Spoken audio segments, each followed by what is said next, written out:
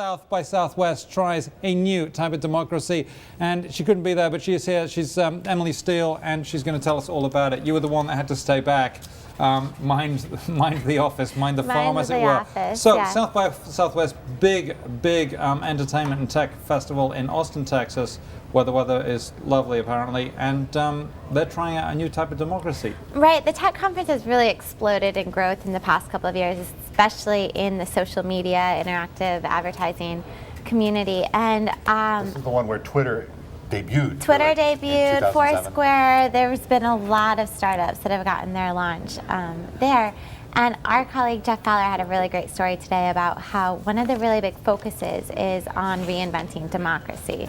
So there's a bunch of startups that are either thinking about new ways to take online campaigns that have been organized and actually lead them to do something, or even really reinventing our own democracy process here in the US. One of the examples used in his stories is Alex Torpy, 24, used a beta version of Nation Builder last year to run a successful campaign to become the youngest ever village president of South Orange, New Jersey.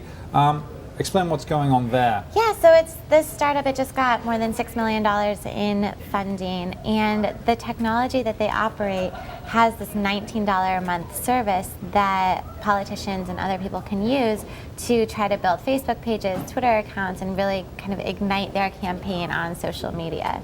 And it looks like it worked for some politicians. Usually what happens with political campaigns is that they find some young people who get a sense of how the technology works, and they just sort of do it kind of in a haphazard way. The thing that's really interesting that we're seeing this year on the political campaign side is that in 2008, Obama really made a name for himself by using social media as a way to organize people, spread his message, raise money.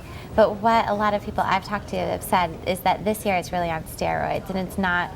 That technology isn't something that's just going to be on the presidential campaign, but we're going to see it across the board for all the different elections. So there's another quote in this story. Yeah. It says the primary system is broken and the candidates end up having to pander to the edges of their party. That's from Joshua Levine, Chief Technology Officer of Washington-based Americans Elect. Right. So how is technology going to fix the primary system?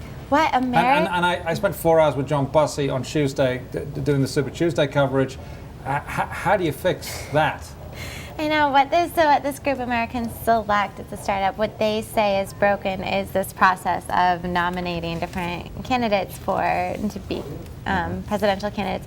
What they are going to do is have an online national primary later this year, where they're going to online let people vote for a bipartisan candidate, and the vote will be very focused on different campaign issues. They say that a lot of those issues get ignored, and so they'll try to focus more on issue-based campaign instead of what we're seeing now in the rest of the and we have like 2 seconds left, but will that actually end up morphing into what the actual primary? That's what we are going to have to wait to see. So we're going to have to wait.